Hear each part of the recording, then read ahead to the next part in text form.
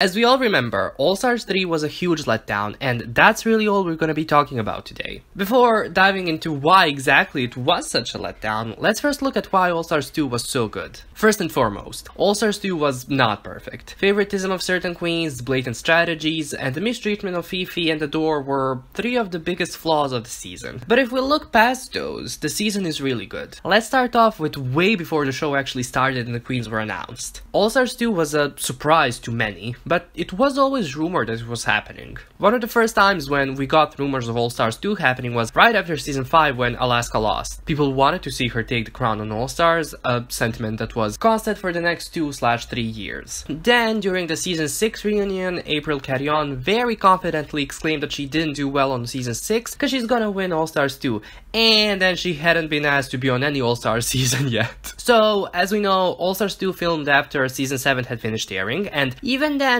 as far as I can remember, not many people picked up on the fact that they were filming. Of course, except for the people who fully go and search for evidence and shit. But the common fans didn't really figure it out until later on, when season 8 was already airing, so when the queens were revealed, we were all surprised and excited. And when it comes to the queens, the lineup for All-Stars 2 was phenomenal. Usually, All-Stars gives us 3 or 4 different categories of queens, where some queens fit into more than one. First category is the queen that almost won. Second category is the miscongenialities/fan favorites, or just in general queens that fans think were robbed but didn't make top 4 or top 3. Third category is queens that want a redemption of their character, of their drag, or just themselves to either the fans or, again, themselves. Which is exactly why redemption was the theme for this season. Of course, each season had a wildcard queen who doesn't fully fit any of these, but is really there mostly because of the shock value. But the general idea behind every queen is that they deserve the second chance. I'm putting strong emphasis on second chance. With the queens being announced, we also get the promo shoot, where we can get the general idea of how each queen's drag has changed up to that point. Of course, if you weren't following the queen on social media, or if you didn't see them perform somewhere. Every single look was great, and no, do not listen to Raja and Raven. Katya's look was good, and it perfectly showed off her aesthetic. Same with Tatiana, for example. Her look was gorgeous, well made. Essentially a bodysuit with a peplum-esque fabric as part of the belt that shows off her legs. Is easy to move around in, and she just looks like a gorgeous woman. It shows that her drag from season 2 is more put together, still very performance-oriented and gorgeous of course, but more polished. Another thing we got by just knowing the cast is going into All-Stars 2 with already existing storylines and just us pondering how certain things will play out. For example, will Fifi be a rude bitch this season? Will the season 5 girls be bitches this season? Will the Coco-Alyssa rivalry continue? Will the Alaska Talks alliance play a part in this season? Will Ginger and Katya form an alliance? How will Adore, Fifi, and Tatiana work as the only queens from their respective seasons? All of these questions were answered, either directly or otherwise. Fifi was painted as a villain, the season 5 girls were mostly tame and nice and fair, the Coco-Alyssa rivalry was immediately revealed as non-existent anymore, Alaska Talks alliance played a huge part in the season,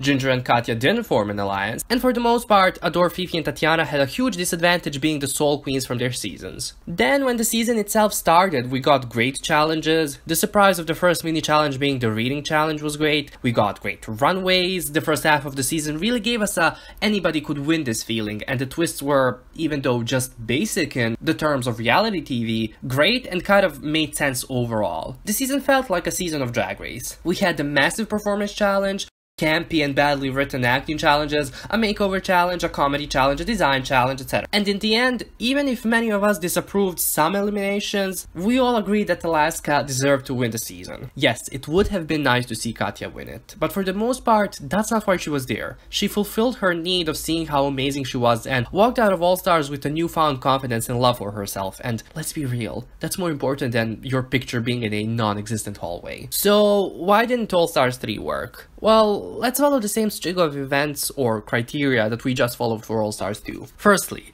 we knew that All-Stars 3 was happening because it was basically announced that VH1 ordered 2 more seasons of All-Stars right after All-Stars 2 due to how well it was received. There was no surprise, there was no anticipation, there was no uproar from fans for All-Stars 3 to exist. And we all kinda knew which queens would be on it. We knew for sure Trixie was gonna be on there given that she was featured in season 9 promos and she wouldn't shut the fuck up about doing the show. Not to mention her revealing she had won the season before the season was even announced. But when the announcement did happen, the lineup was kinda lackluster. This isn't an attack on these queens, of course, but some of them just don't fit into any of the previous 3/4 categories. So let's look at each of these queens. Aja. Her drag for the short gap between Season 9 and All-Stars 3 had changed a lot, and she definitely deserved to redeem her drag, and she deserved a second chance. She was also a fan favorite. Bendela Creme, while a lot of fans consider her to be robbed, she already got a second chance when she was saved in that lip-sync against Darian where Darian killed her, and a third chance on her season. You know, remember how poorly she did in the stand-up challenge and how much better Jocelyn was? So this was technically her fourth chance. She also didn't need to redeem her character, nor her drag. She didn't almost win her season,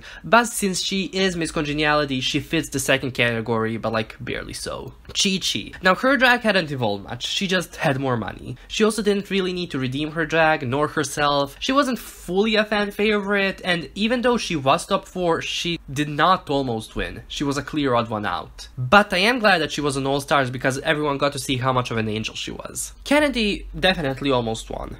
Her exclusion from the top 3 on Season 7 was criminal, and she deserved a second chance. Her casting is justified, just like Aja's, and on top of it all, she needed to redeem her personality so that people don't look at her as someone who dismisses younger queens just because they don't wear 70,000 stones on them at all times and don't perform. Also, All-Stars helped her a lot. Milk didn't almost win. Milk isn't a fan favorite. People mostly like Milk because they wanna fuck her, and she was justly eliminated on her season. Other than her drag being more polished, she did not need to be on All-Stars. Morgan, along with Bibi, was the token shock queen. Again, I don't think she needed All-Stars. You know, fans like Morgan and respect her for the work she does in LA drag scene. She really was just there so that there is a queen from the first 2 seasons. Now, this is Shanji's third chance, and the only thing that she had to redeem was her drag, which, to be honest, I think we all kind of knew that Shangela had stepped up her drag. But because she is such a strong fan favorite, she gets in the second category. Dorji. Now, here is a robbed queen who is a fan favorite, who definitely could have won had it not been for the producers trying to push a storyline, and who needed to redeem herself to herself. She needed that second chance. Sadly, she was an easy target for the producers, and just like with Fifi on All-Stars 2, even though the other queens saw that the producers were being rats, they didn't try to help Dorji. They just went with the storyline because it made them look good. And finally, Trixie.